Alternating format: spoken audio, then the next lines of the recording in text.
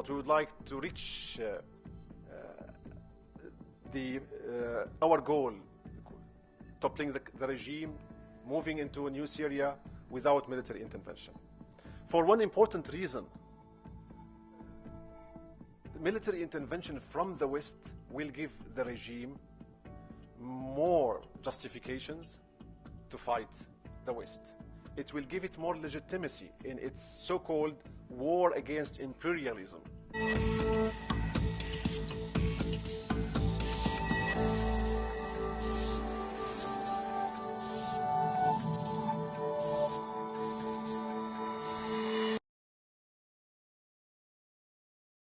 Ladies and gentlemen, may I welcome you to this important gathering today, and first of all thank RUSI for sponsoring this event, which could not be more timely. Before we proceed, a little housekeeping note, which is electronic devices are to be switched off if you don't mind. If I could just explain perhaps something about myself. I was the deputy spokesman for the Conservative Party on Foreign Affairs, went to the Middle East a lot, but I was a director of the British Syrian Society since its inception, but of course resigned once things started getting violent in the country, much to my regret, the horrors that have then descended. So we now watch what is going on with real alarm. Just to say that as far as the remarks of the Shaykh are concerned, they will be on the record. Then as far as questions are concerned thereafter, that will be off the record and without attribution. But it is a great personal pleasure. Sorry, what? Oh, will be on the record. Sorry. Okay, well, that's fine then. Excellent. It's a great pleasure to introduce as our speaker today Sheikh Mohammed al-Yaqoubi. You have a biography there, I believe, more comprehensively, but if I could just briefly mention that he was born in Damascus, is from a family of scholars. He has been, of course, a high-profile figure within Syria, has been invited to attend conferences and speak in many countries in the Middle East and Europe, together with several tribal leaders and political figures. He recently formed the National Bloc, which has had a dialogue with the SNC, the opposition group in Bulgaria, and signed a joint statement in the wake of the Hula massacre. Sheikh Mohammed is also an executive member of the Union of Syrian Youth for Freedom and head of the Shara office in the Military Council of Damascus. It is a great pleasure, sir, to have you here today. You are indeed and have been, and I hope will continue to be, a distinguished figure in Syrian life, and therefore we very much look forward to what you have to say. Thank you.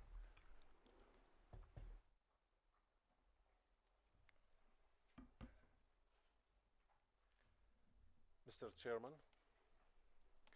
Your Excellencies, distinguished guests, ladies and gentlemen, peace be upon you. Assalamu alaikum wa rahmatullahi wa barakatuh.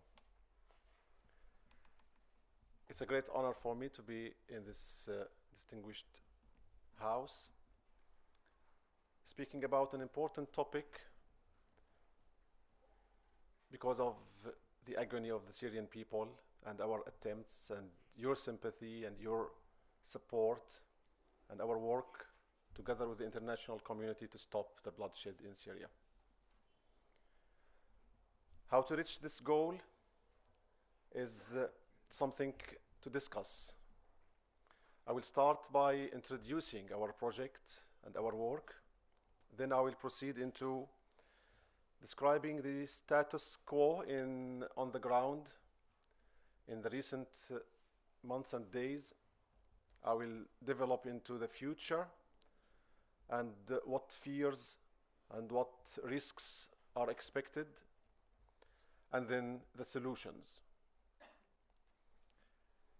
In the National Bloc, we recently are forming, which has not been announced yet. We are trying to bring balance to politics. The National Bloc was established 1926 and was banned 1963 upon the military coup d'etat of the Ba'ath Party. It was made of three sectors or three streams: the tribe leaders, great political and business families, and the religious authority. namely the Ulema. The Ulema is an English word now in the English Oxford Dictionary. The Ulema means scholars, religious scholars.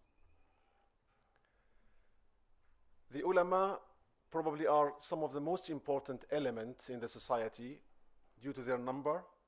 First, we have over 10,000 religious clerics acting on daily basis for the 5 daily prayers, on weekly basis, on Friday sermons, reaching out to hundreds of thousands of people. They have been marginalized on the account of political Islamic movements. Their voice has been suppressed due to several hits they received either from the regime or from other political movements. Their role is led by wisdom before anger. And this is what distinguishes people of knowledge. We are trying, together with the leaders of the great tribes of Syria and the heirs of the great political and business families, to bring this sense of harmony which we witnessed after independence from France, of French mandatory in 1946. Syria witnessed one of the earliest democracies and best democracies in the Arab world, a democracy which allowed the Muslims Brotherhood movement and the Communist Party to work side by side, the democracy which allowed the first Christian prime minister in the Arab world to be accepted by the Muslim majority. I mean here Faris al-Khoury, who was one of the most famous lawmakers in the world and one of the chairmen of the UN Security Council. So from that background, we are trying to bring some new element to the political opposition, Syrian opposition, especially with the SNC, namely the Syrian National Council, having not achieved what people on the ground have aspired to get over a year now. I do not live in an ivory tower, and I did not defect from the regime in the most recent months or because of the uprising. I've been subject to interrogations for 5 times because of my fiery speeches in Damascus or because of criticizing the regime. I was sacked off 3 years ago for 6 months from my job as a public speaker because of criticizing the regime and brought back under pressure. And in June last year, I had to leave the country after supporting the uprising of the people and demanding from the regime to immediately set free all prisoners and pull back, withdraw all military presence from neighborhoods and towns, and to allow all people living in exile to return to the country and allow the opposition to work. I was banned from public speaking. I was held for interrogation, called for interrogation. The only option was, before arrested, to leave the country. Now I live in Morocco, where I can witness the role of the ulama, this religious elite, being given by His Majesty the King of Morocco, where they play the most important role in guiding people, in bringing this harmony and this balance to spiritual life, instead of investing it in anger, rather investing it in strengthening people's spiritual background and attachment to God. Sitting from this point, I would like to describe the status quo in most recent days now. You've heard in the news what's going on in Homs. A couple of months ago, we suffered in Baba Amr, and we witnessed a massacre, a destruction of a whole neighborhood, a quarter of the city, and it was a big catastrophe. Now Homs is and has to be declared as a city under disaster, from 2 aspects: a human aspect and also as a region of war. The regime is using all heavy artillery to demolish buildings. We heard recently that the regime agreed on the evacuation of civilians. This is actually a cunning plan in order to hunt the opposition activists.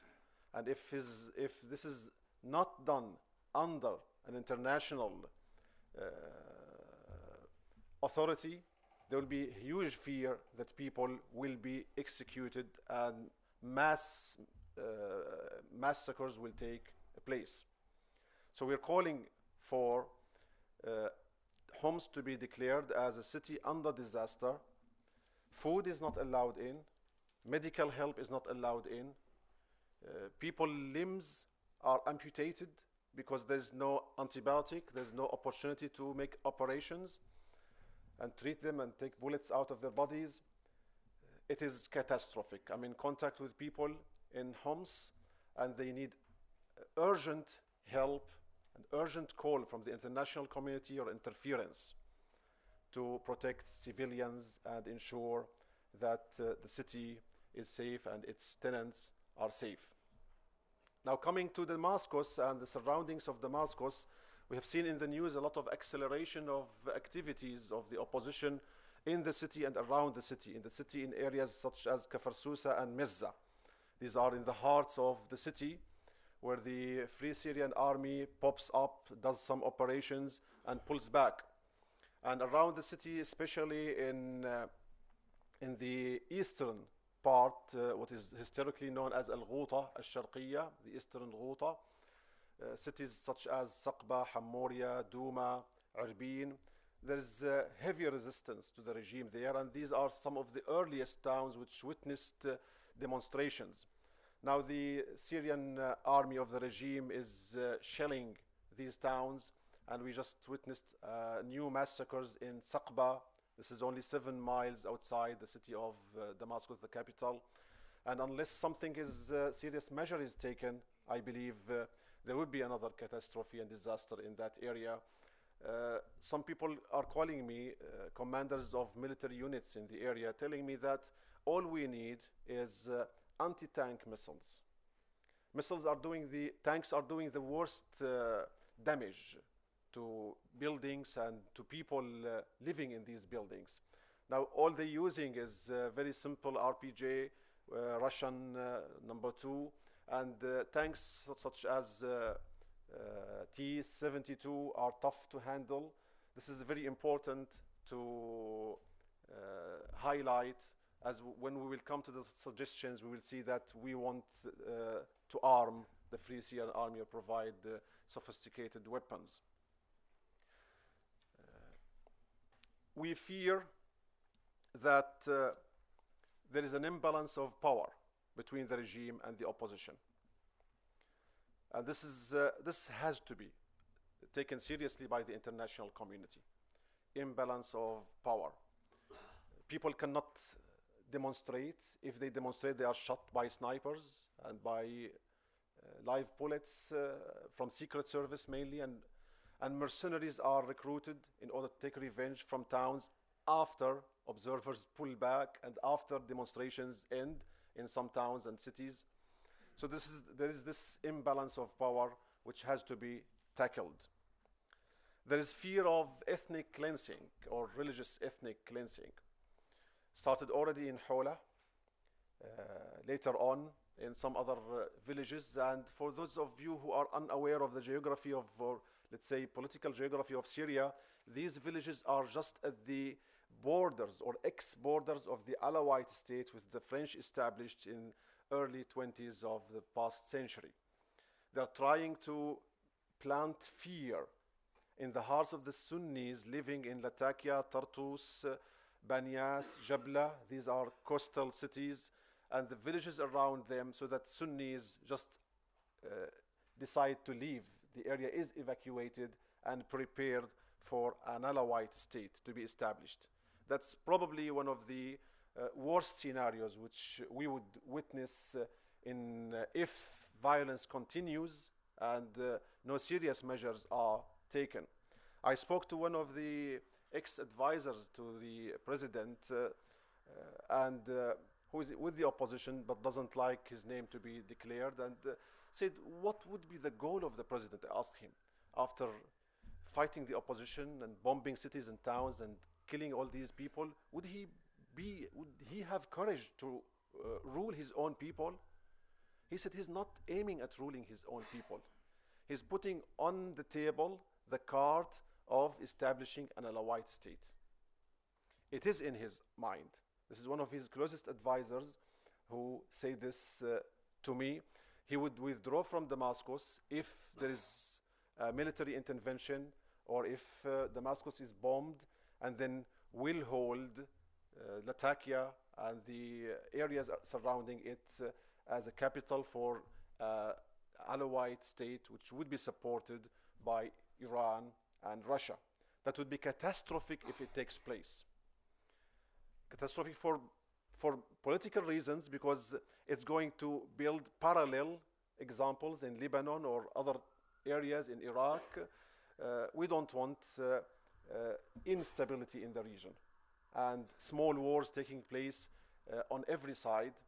The only people who would thrive on such small wars and division of these countries are extremists and such as al-Qaeda. And there is already some fear of al-Qaeda infiltrating the Syrian opposition. I wouldn't say that the Syrian opposition has al-Qaeda in it, but they would invest such areas where there is war and there is lack of law and order and control, where they would infiltrate from abroad, mainly coming from other countries. And we don't deny this fact. It doesn't represent the opposition, it doesn't represent the Free Syrian Army, and it is very marginal. But reports say that, yes, indeed, we have a few of these al-Qaeda that might be pooling more and more. This is why we have to come to the conclusion of serious support to the Free Syrian Army. Now, coming to speak about the solutions. What is the solution to the problems?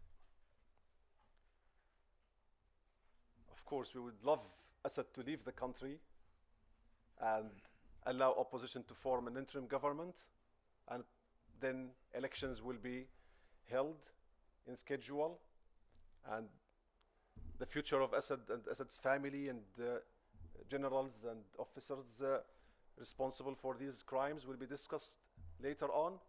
That would be the best solution if we can achieve this. That solution will prevent a civil war, which already started, or dividing the country, or creating instability in the region. All these three risks are too dangerous in the area.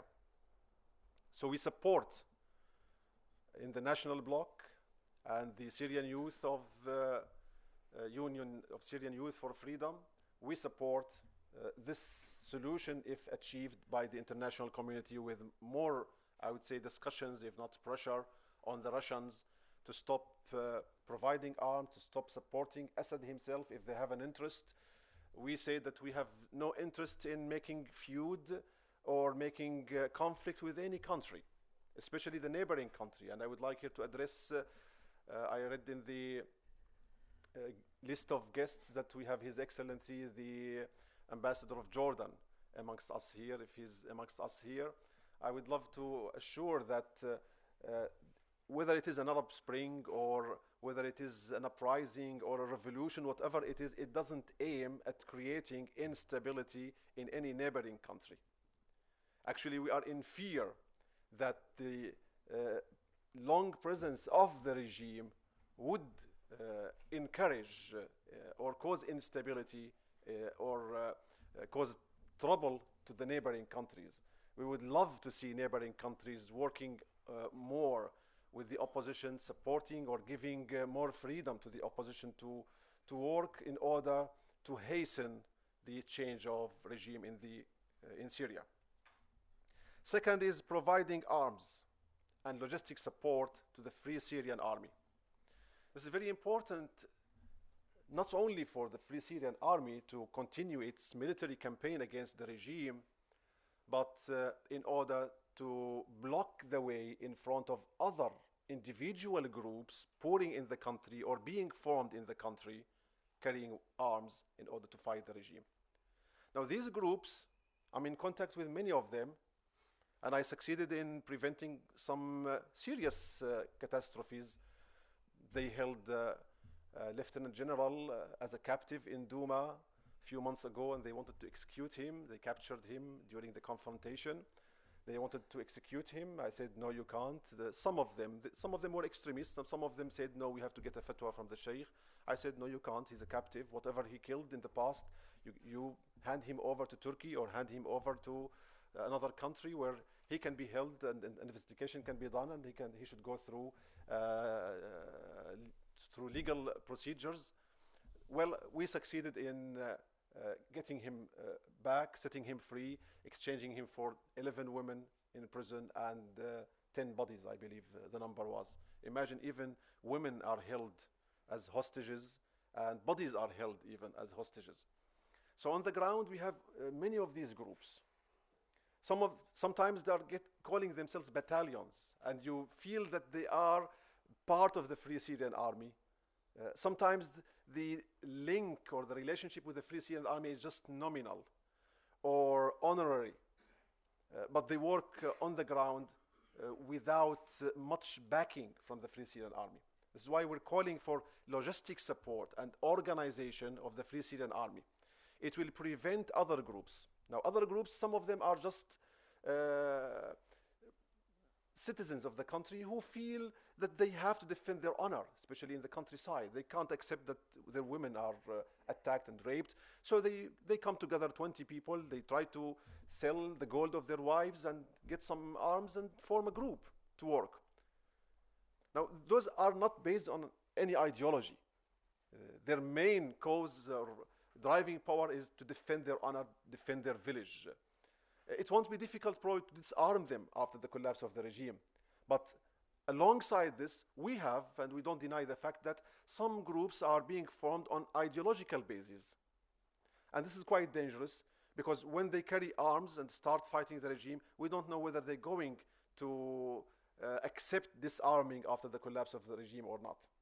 If we let it now go like this, everyone is trying to find an opportunity to buy a weapon and form a group, a military group, in every village, in every town.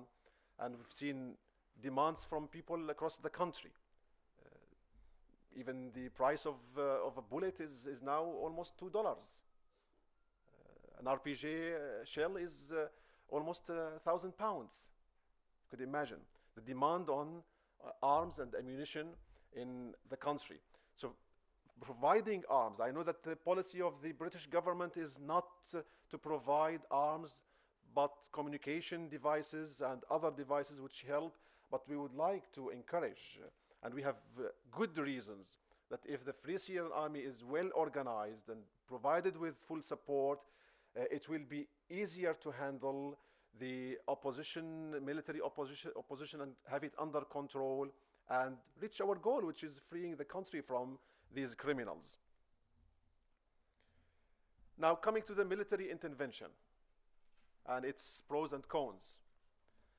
We have recently signed an agreement with the SNC, the National Bloc, with the SNC in Bulgaria, Sofia, 2 weeks ago, asking for the implementation of Chapter 7 of the UN Security Council Charter. Although this is a final solution, but we would like to reach our goal, toppling the regime, moving into a new Syria without military intervention. For one important reason, military intervention from the West will give the regime more justifications to fight the West. It will give it more legitimacy in its so-called war against imperialism, which is not needed. The regime recently lost its moral ground, its political foundation, and this is very important. It has existed on fighting Israel, for example, which they never did. So that's one reason for them being in the front of defense of Arab the Arab cause and the Palestinian cause and all of these slogans which are for sale amongst Syrian politicians. Unfortunately, we will give the regime another reason if a military intervention is done by the UN or NATO. Now, what could be done is neighboring countries, which are Arab countries and Islamic countries, and the Syrian people are mainly Arabs, and the others, for example, you have the Christians are Arabs and the Kurds are Muslims. So speaking about Arabs and Muslims, we'll put all the Syrian people together. So whether it is Turkey or Jordan, I would suggest starting with some military pressure, like the trainings which took place a few weeks ago in Jordan and in Turkey, putting some military pressure. We know that the regime has a lot of military arsenal in its pockets and probably will provide some serious threats, but we need to talk about serious threats to the regime itself. The regime thrived on politicians around the world saying, we don't want military intervention. We are not ready to interfere militarily in Syria. The regime thrived on these and exerted more and more pressure on its people. Now, serious steps taken and declaration and announcement will put fear and will make the regime rethink its policies against its own people. People are talking about the chemical arsenal, and especially here in the British media recently today, I think, some talks about the chemical arsenal and the fear that it would be under no control or under the control of the rebels. Actually, the most important fear would be the regime using the chemical arsenal against its own people, which already started. And we have reports from the ground that the regime started on a narrow scale in the north around Idlib and the countryside of Aleppo, using chemical weapons against civilians. And this is very serious, and this should be the first concern before looking at the future of the military chemical arsenal.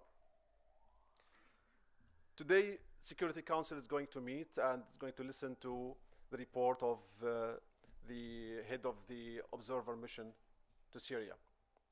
Now we see Syrian people on the ground felt frustrated because of the mission, because ordinary people do not distinguish between an observer's mission and a military mission which could protect. They couldn't offer any protection to civilians. Unfortunately, they witnessed the killing of civilians and couldn't do anything. We understand this from a political point of view. Our people in the streets couldn't understand this. They got frustrated.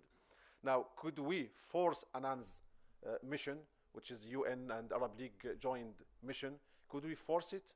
Could we use Chapter 7 of the UN Security Council Charter to implement Annan's plan? I think 6 point. I think that would be a great thing to achieve on the way of our struggle with the international community to reach a final conclusion. With that in mind, I think I will leave the rest, which there is a lot to speak about. I'm not going to ponder on the issue of minorities and the issue of the future of Syria and democracy and the next state. It's too early to speak about this, especially that we are in Defense Institute here. I wanted to tackle more the military aspects, but I'm open to questions and will be happy to answer questions on all aspects. Thank you very much, Mr. Chairman. You want to sit down again? Well, thank you very much, Sheikh Mohammed. Please do ask lots of questions, and if you perhaps could indicate who you are in asking the questions, there is a microphone which will be presented to you. So, you, sir, please. My name is Saqib Moin. I'm a senior member of staff here at RUSI. My question is, I have two questions. One, I know you said you didn't want to talk about minorities, but what needs to be done or can be done to assure minorities, particularly Shia minorities and indeed the Alawi minorities, that their success is with the opposition, not with the regime? there is a lot of fear that, as you mentioned, extremists infiltrating the opposition, and it's maybe because of this fear. And the second related question then is, you mentioned neighboring countries, but I note you didn't mention Iran and their role in Syria. Do you have anything to say about that? Yes, thank you. As to the first question, let me assure you that the Syrian people, and especially people taking part in the revolution, are well aware of the opposition amongst the Alawites. And I give you an example. A few months ago, the youth in Homs, Sunnis and Alawites, issued a statement, a joint statement, denouncing the regime's atrocities and proving their solidarity towards their communities. We have several figures from the Alawite community, especially writers and artists in the opposition. And the Syrian people have not reached a level where they would take revenge from the Alawite minority or group.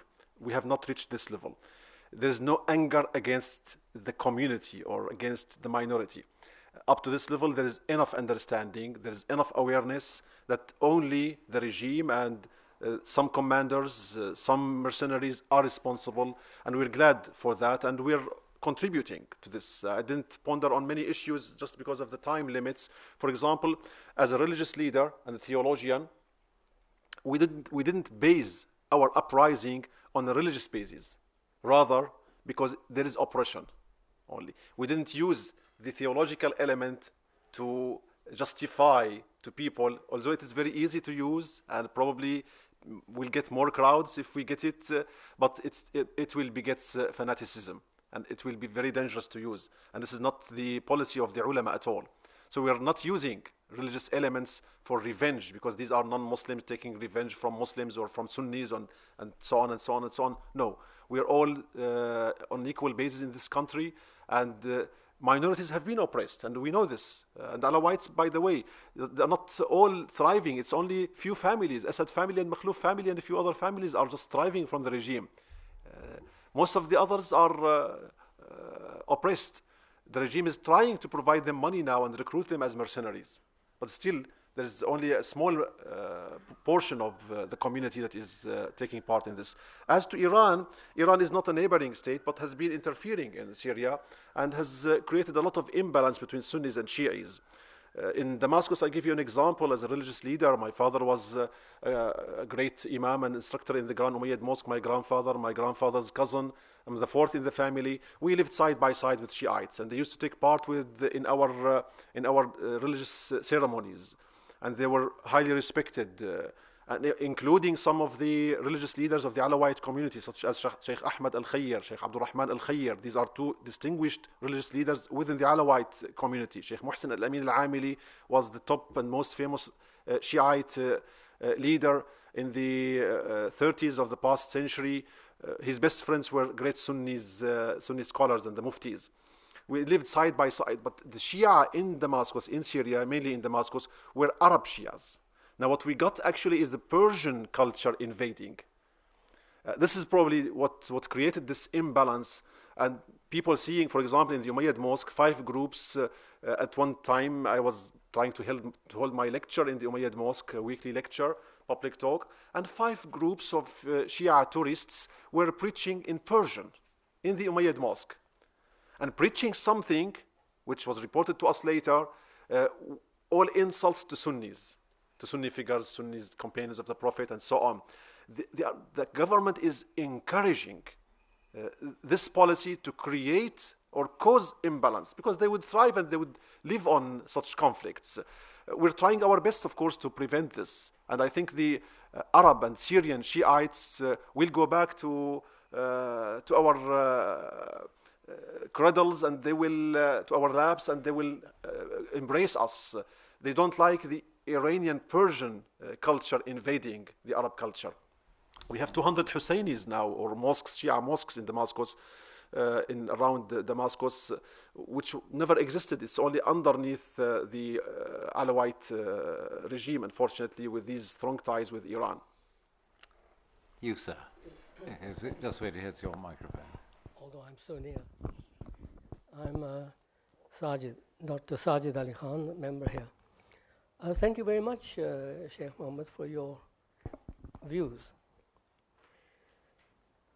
What you haven't mentioned, and which one needs to remember, or has to remember, is what is now known as a short war, leaving a long shadow. That's the Libyan campaign, 2011, the so-called right to protect. And that actually is the joker in the pack. And you can well imagine that the two Security Council members, Russia and China, feel that they were cheated there, and they're not going to be again. So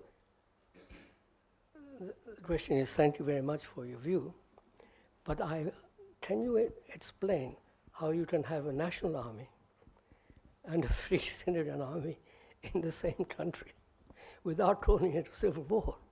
Thanks.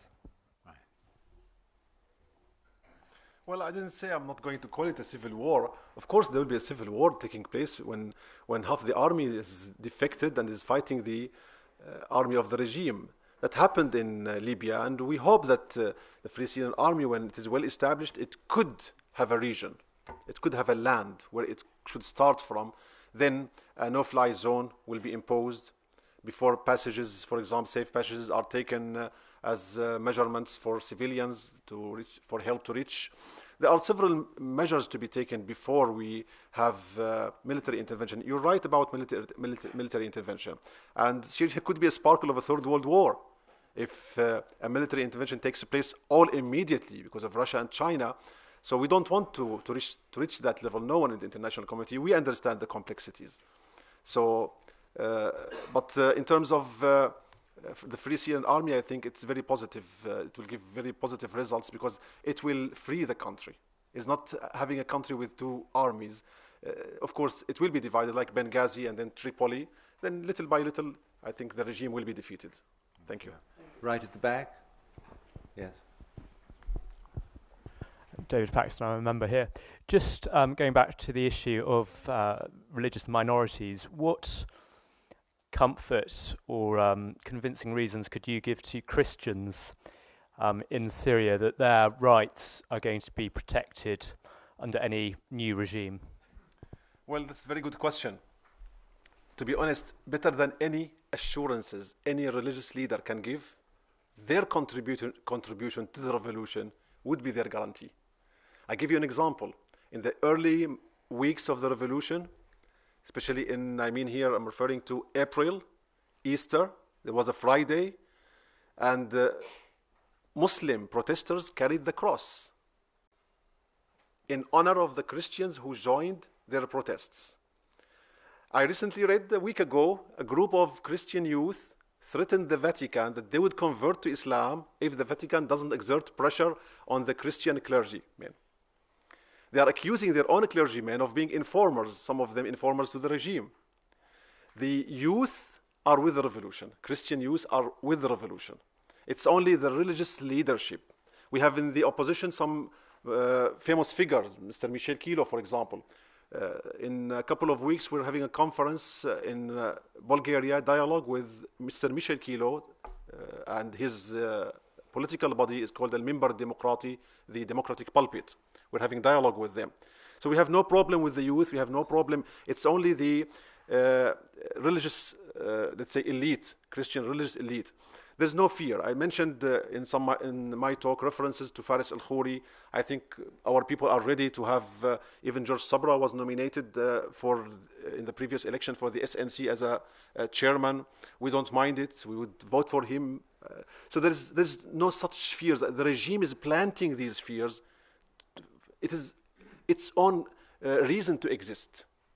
He's telling or convincing minorities that if the regime collapses, then all minorities will be executed. That's not the habit of the Syrian people. I say this not because I'm a Syrian or I'm part of the uprising, because we have a history. We have precedents. And from the 40s and 50s and 60s up to the Ba'ath Party taking power, seizing power in 1963. Thank you. Yes, sir. My name is John Ode Aduma. I I am the editor of Vigilance, the security magazine. You've talked about the international community exerting a military pressure on the group I would like to call the vultures. How are you going to do this, and what do you have in mind that such intervention will not lead to something untoward in the end of the day by risking a civil war? And then the other question is, the whole world knows that Russia and China are with the regime.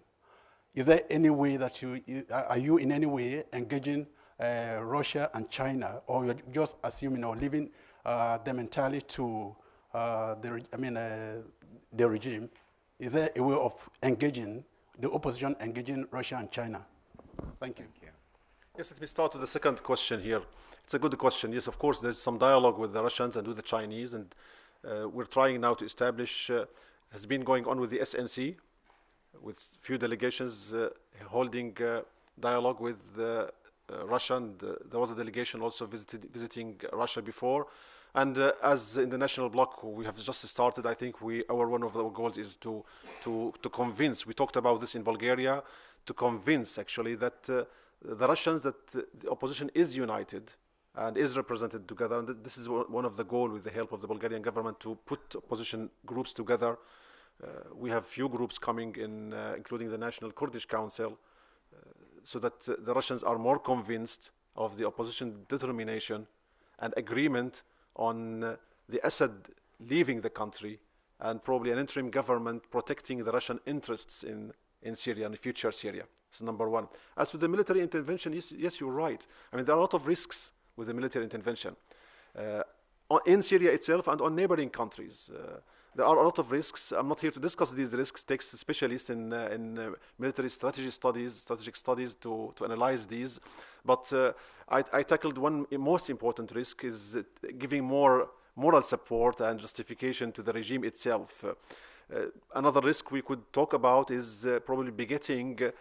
You will get some fighting against the West based on al-Qaeda ideologies and other ideologies, which, as in Iraq, for example, it may take place there. They would consider this as a non-Islamic invasion of an Islamic country, and then they will start. But this is very marginal in Syria because of the agony. I mean, what's happening now in Syria is different from what happened in Iraq. What's happening now, genocides are taking place in cities, and people are seeing. First goal of the military intervention is to protect civilians. So this is something to distinguish. What is our goal now? Our goal before toppling the regime, protecting civilians. Then comes later on toppling the regime. Thank you. Right. Can you just wait 1 second? Thank you. Thank you. David Abram, Vice President Russi. Could you explain to us kindly, sir, if you would, just a little bit about the economy? I mean, the former Syrian ambassador sort of suggested that in order to revive the economy, they would like to see the Jews go back to Syria, but I didn't think that was at all feasible at the present time. But how are the Syrian people managing, financially and job-wise, etc.? That's a very good aspect of the problem, which I haven't tackled just due to time limits. Definitely, we have two aspects here. The agony of the Syrian people, which is increasing because of strikes. We're calling, for example, on Thursday for a strike because of strikes, because of being under disaster or under war in some regions where they can't open their shops and can't just do normal business. And the regime also itself is doing a lot of pressure on people. Before even the uprising, business was very bad in Syria, and there was some sort of control of business by the Makhlouf families. Everyone knew this before, and business was just not business. Syrian business people were just migrating out of the country with their wealth. Now more than ever before, the best and top business families now are living in Beirut. They're not doing any more business in Syria. Most projects stopped, which results in unemployment rate being higher and higher. Now, those people are unemployed are turning into now full-time rebellers, whether armed or unarmed, mostly unarmed, just giving their full time to the uprising, going from an area to another to take part in protests. The other aspect is putting more economic pressure on the regime itself. which I believe the European Union is handling very well, and we're happy with the sanctions against the regime. And these sanctions are not affecting the Syrian people.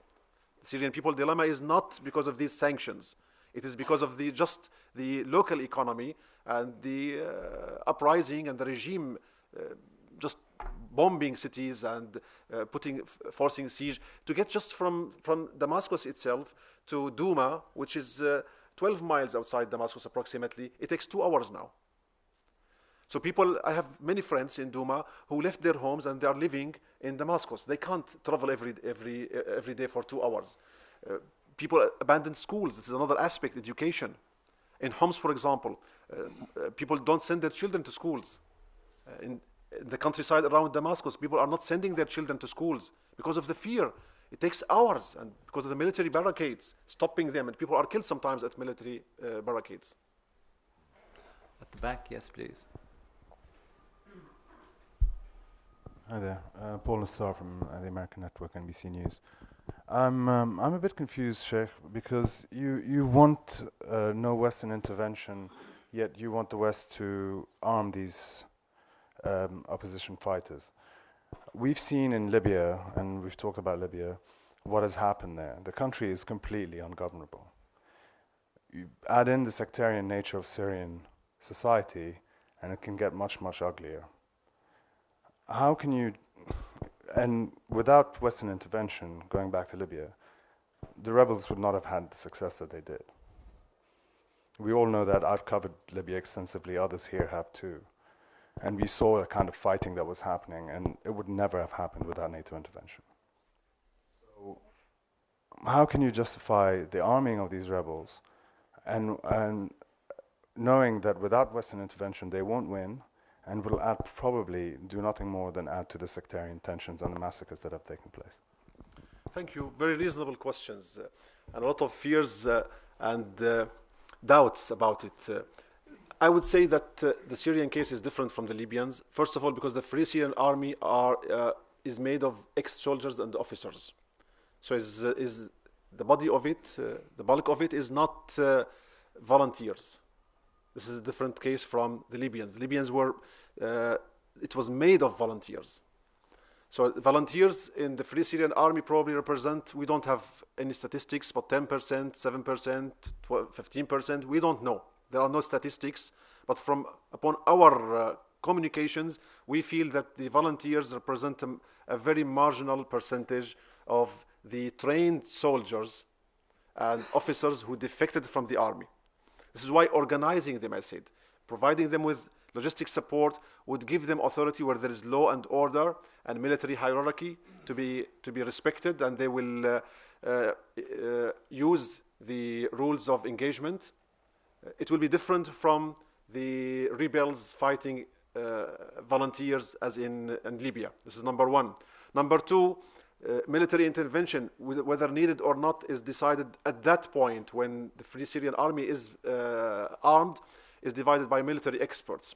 No-fly zone, for example, would involve automatically war because of just neutralizing, for example, a battery of missiles. It would take some military action. So it's not an easy decision for a politician to decide whether it is needed or not at that point, but we're not against it. We just want to be careful on how to handle it. Thank you. Yes, at the back on the left. James Longman from the BBC. I'm intrigued to ask, because we've talked a lot about foreign intervention, but foreign intervention is already happening. So I'm just keen to know how much Saudi Arabia and Qatar are the lifeblood of both the SNC and the FSA, the political and military opposition in Syria. It's no mistake that northern battalions in Syria are much better equipped than those operating in the center of the country. They border Turkey in collusion with Saudi Arabia and Qatar helping out. So I'd just like to know how deep those links go and how much Qatar and Saudi are helping both the political and military opposition. Thank you very much. Indeed, there is already some help pouring from Saudi Arabia and from Qatar into northern battalions, and a little bit to Homs has arrived also, not on a larger scale. We feel that not all this help is going through the government. This is number one. If this is going through the Saudi government to the SNC and Free Syrian Army, we don't mind. But if this help is going to private groups or coming from Saudi Arabia from private groups to private groups in Syria, I think there will be imbalance here. And then we're strengthening private groups and private, let's say, volunteer fighters, rebels against the Free Syrian Army. Then there will be chaos in the country. We support Qatar. I think is more on track here. They had a decision, for example, in Saudi Arabia by the government, which was criticized by the opposition, but I found it quite wise. They banned collecting funds for Syria. The government in Saudi Arabia banned. Now, it looks like it's a terrible decision, but they were trying to control that this money shouldn't go to fanatical groups. From that angle, I understand the decision taken by the Saudi government. And I think it's wise, because we don't want groups to be supported here or there. We want these funds to come through, let's say, recognized bodies such as the SNC or other groups when coming together to support the Free Syrian Army. Qatar is more aware of this probably, and the funds are going through Syrian National Council. Thank you for this question, it's important. We hope the Western support also will go through the SNC and major representatives of the opposition. Right. Yes, sir. Terence Parker, member of Chatham House and member of RUSI. One of the things that you said we should do was protect civilians. Well, we went to protect civilians in Libya, and it meant protecting the opposition civilians and killing all the other ones. So I think that's a bit of a fallacy. But my main concern is that you're calling for intervention. Even if we have intervention, ultimately we must have a ceasefire and then a move to a proper government.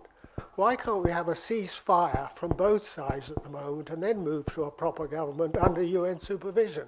Because neither the Syrian regime nor the Free Syrian Army has made any serious attempt to maintain a ceasefire. That's right. I think about why a ceasefire hasn't been achieved. I think we should wait for the head of the General UN Observer Mission to see his report, and he'll explain why a ceasefire wasn't achieved and the UN Observer Mission failed, UN and Arab League joint mission. As to the first question, by protecting civilians, we are going to attack other civilians. I think we have seen some and witnessed some bad examples in Libya. Let me tell you the following. Syria is different from the Libyan society. Libyan society probably was in control was mostly radical groups amongst the opposition and fighters. I just explained. And in Syria, it is different. In Syria, we have 90% approximately, the arms are in trained hands, in soldiers who were fighting and have laws of engagement. They respect this. They fight not as volunteers or as rebels. They fight as soldiers in an army with hierarchy and instructions they follow. This is why it would be different. Number two, we have sects in Syria, we have groups and minorities.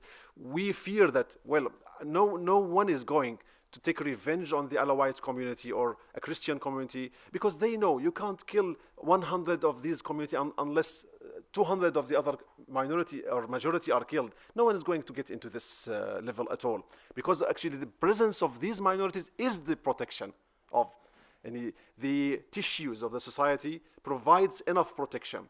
And religious leaders and other political leaders, thinkers, writers are available. We have seen statements made at one point or the other during the past year by Christian dignitaries, by Alawite dignitaries, even the Druze. There was a fight about to take place between the Druze in the south, in Suwaida, this is a religious minority in the country, and the Sunnis in Daraa. And immediately, dignitaries, religious leaders from the Druze sect and Sunni leaders from Daraa came together and signed a statement and diffused the tension. So we have a lot of power, actually a lot of resources within these minorities that would prevent from such conflicts, hopefully. Thank you for the question. Just final question there, please. Yes, Shaykh. You've spoken about the role of the Ulema in balancing society, thank you, and their position in Morocco, and also the historic repression of ulama within Syria under the regime. what future role do you see the ulama taking in a future transitional government, in particular regarding making of law? Exactly. This is a very good question.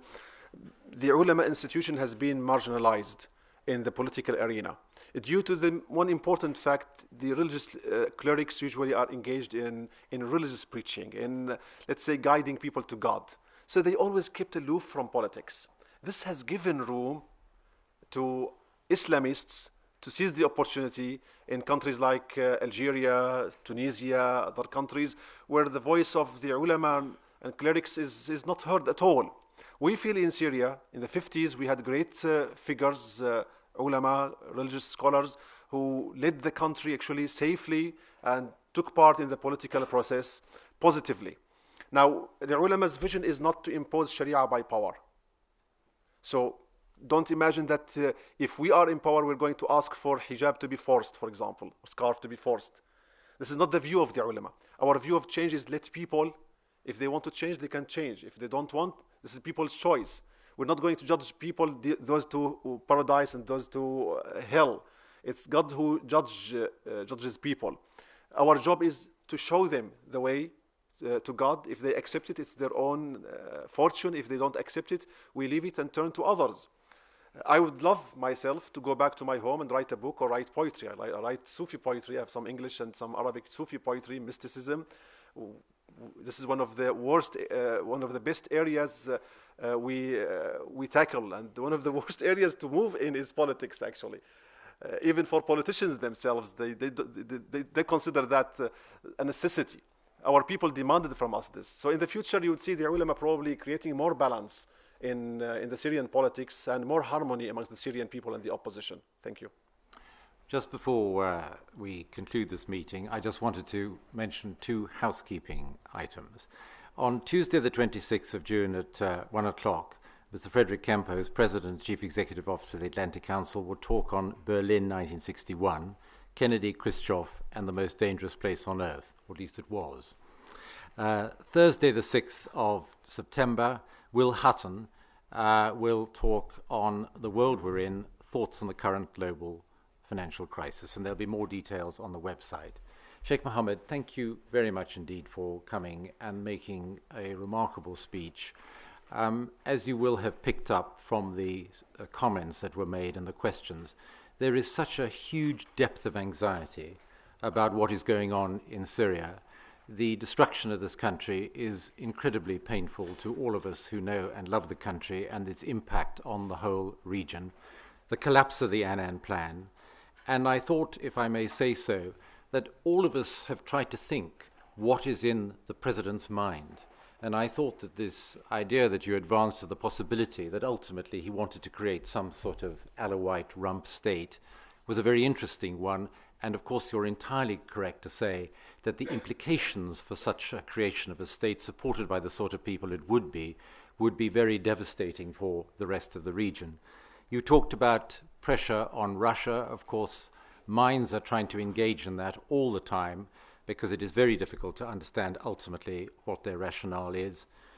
We, of course, debate as to what we should do about the Free Syrian Army and how we should support them beyond humanitarian means, and you've talked about that. And finally, made the point that military intervention would, of course, be used by the Assad regime as a way of legitimizing their role and against the so-called West.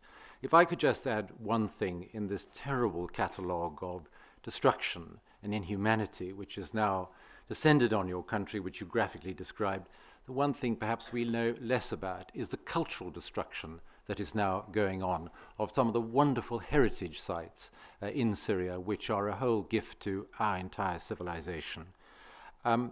Sheikh Mohammed, thank you very much indeed on behalf of everybody here today. This has been a wonderful talk and a wonderful insight. Thank you again. Thank you very much.